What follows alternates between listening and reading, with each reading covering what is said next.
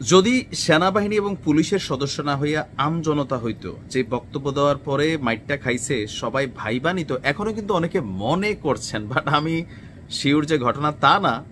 আবার একবারে কি উড়িয়ে দেওয়া যায় না, ঘটনা দাদা ঘটায় নাই। তবে বক্তব্য শোনার পরে আপনার মনে যেটা প্রশ্ন হচ্ছে এটা আমারও কিন্তু হয়ে গেছিল। যাক, বাকি আলোচনা ভিডিওটা করতেছি, একটা এক্সক্লুসিভ নুরু ভাইয়ের বক্তব্য শুনে আনতেছি যে কেন পিনাকিদার নামটা এখানে আসছে, বা কেউ সাংবাদিক ইলিয়াসের কথা বলছেন। চলুন আগে শুনি। ম্যাট খাওয়ার আগে কিছুক্ষণ আগে নূর কি বলছিল সেটা দেখি। আমাদের ভিডিও বানায় রাজনীতি খাই দেবে, একটা আম্মকের দল তারা ভিডিও বানায় আমাদের রাজনীতি খাই দেবে। আমাদের রাজনীতি তো সস্তা, হ্যাঁ? তাহলে তাদের রাজনৈতিক এজেন্ডাটা কি? এই দুষ্ট লোকগুলো সূক্ষ্মভাবে মানুষকে বিভ্রান্ত করছে, মানুষের ব্রেন ওয়াশ করার চেষ্টা করছে। তারা অলিয়া উলিয়া দেখবেন মাঝে মাঝে ইসলামী লাইনে দু একটা কথা বলে, দু একজন হুজুর মাদ্রাসা ছাত্রদের পক্ষে ফেসবুকে স্ট্যাটাস দেয় তাদের ফেসবুক রিচটা ভিউটা ঠিক রাখার জন্য। আমার ধারণাটা ভুল হইতে পারে। দেখেন, আমরা ওই যে সামহাও সোশ্যাল মিডিয়ার ইফেক্ট গুলা নিয়ে মাঝে মাঝে ভিডিওগুলা বানাই।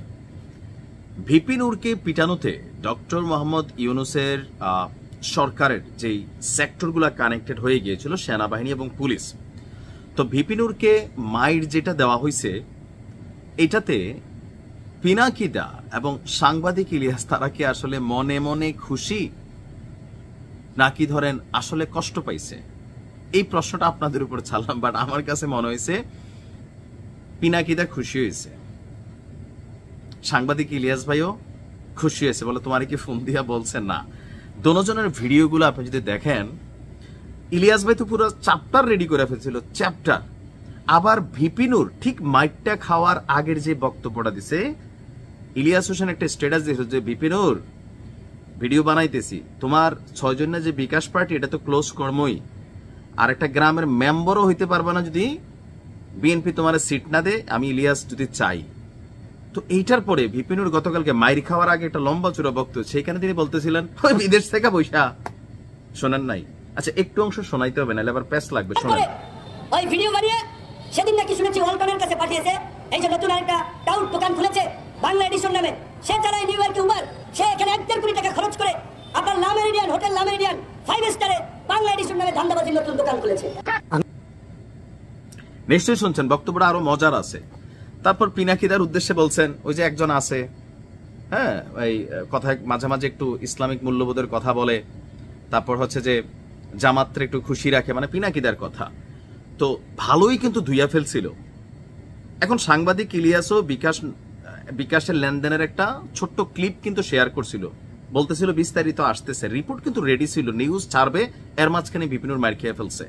তো এরপরে প্রতিক্রিয়া হিসাবে পিনাকিদার পুরো ভিডিওতে, এখন বলার জন্য তো একটু বলা লাগে যে নূরের জন্য আমরা সমবেদনা জানাচ্ছি, আর পিনাকিদার যে পোংটা চেহারা ভিডিওর পরের অংশে গেলে আপনি দেখবেন যে একদম কেন খাইছো, একদম এটা করছো, তুমি আমাদের এটাতে কাউন্টার করছো, আমরা এটা করছি। একই ভাষায় কিন্তু সাংবাদিক ইলিয়াস ভাই যে মাইটটা ভিপি নূর কেন খাইছে, কারণ যেই জিনিসগুলাতে পিনাকি ইলিয়াস অথবা তাদের একটা টিম যে কাজটা করতে গেছে ভিপি নূর সেটাতেই বাগরা দিছে, বা সেই ইস্যুতেই কথা বলছে, তৌহিদ আফ্রিদির ইস্যু, বিশেষ করে সেনা প্রধানের পাশে বিভিন্ন সময় ভিপি নূর দাঁড়াইছে। পিনাকিদা বারবার রসাইয়া রসাইয়া বলতেছিল, আপনি যদি পুরোটা ভিডিও না শোনেন, না আসলে শুনে আইছেন, তো টোটাল ভিডিও দেখা আমার কাছে মনে হচ্ছে যে মনে মনে যে জিনিসটা তারা চাইতেছিল বা হয়তো সামনে, সেই কাজটাই কাকতালীয় ভাবে এমন একটা সেক্টর থেকে হয়েছে যে সেক্টরটা নিয়েও আবার কথা বলতেছিল পিনাকিদা এবং সাংবাদিক ইলিয়াস। মানে টোটাল ভিডিওটা দেখে আমি দুজনের ভিডিওটা দেখছি, মনে হয়েছে ভিতরে থাকা গোসার ইলিয়াস ভাই তো আছেই, বলছে না বিকাশের টাকা, উনিও টাকা দিছে, তো এই টাকা টোকা খাইয়া বিকাশ থেকে ভিপি নূর মোটামুটি 3-4 রাজনীতি কর্মকাণ্ড চালাইছেন। তো সেই ভিপি নূর যখন সাংবাদিক ইলিয়াসকে ওই যে একটা আসে না ইয়ার পোলা বা এরকম কিন্তু যথেষ্ট স্ল্যাং আকারে কিন্তু ভিপি নূর ধুইয়া ফেলছিল, তাই না? যে ভিডিও বানাই আমাদের খায়, আমরা কি তো হা হা, এগুলা সাংবাদিক ইলিয়াসের যেই বদ্রাগ এটা দেখছেনই তো, চেহারা একদম গোষ্ঠা কথা বন্ধ হয়ে যায়। তো সেখানে ইলিয়াস কি বানাইতে যাইতেছিল, কি বানাইছে, হয়তো আমরা ভবিষ্যতে এটা দেখতেও পাবো যদি এই ইয়াটা চইলা যায়, মানে ফাড়া টাকাইটা যায় ভিপি নূরের। বাট রাইট নাও অনেকেই ভিপি নূরের মাইর দেখে নিজেদের পরিণতির কথাও চিন্তা করছে ভবিষ্যতে, যার কারণে সবাই কিন্তু সমবেদনা দিছে। বাট প্র্যাকটিক্যালি ভিপি নূরের ভক্ত খুব বেশি মানুষ কিন্তু এখন নাই, এটা কিন্তু বাস্তব। পিনাকিদা, সাংবাদিক ইলিয়াস, তারা যেই বিশাল একটা অবস্থান, আর বিপিনের বিভিন্ন যে বক্তব্য, এগুলাতে খুব বেশি ফ্যান ফলোয়ার তৈরি হয় না। মানে ওনাদের মত থেকে ওনাদের দলকা কইরা যারা একটু সাপোর্ট টাপোর্ট পায় বিভিন্ন জায়গায়, একটু হ্যাঁ আগামীতে ক্ষমতা আসলে 2-4 পয়সা কামানো যাবে অথবা মানে পেটে ভাতে চলতে পারে, এই সাপোর্টিং শ্রেণীটা তো আছেই। বাট এর বাহিরে সুস্থ ব্রেইনে যারা চলে রাজনৈতিকভাবে, বিপিনের আইডিওলজি নিয়ে সবার সন্দেহ আছে। তো যাই হোক, আমরা আমিও চাই বিপিনুর ভাই সুস্থ হোক, আল্লাহ তাকে সুস্থতা দান করুক। আসসালামু আলাইকুম।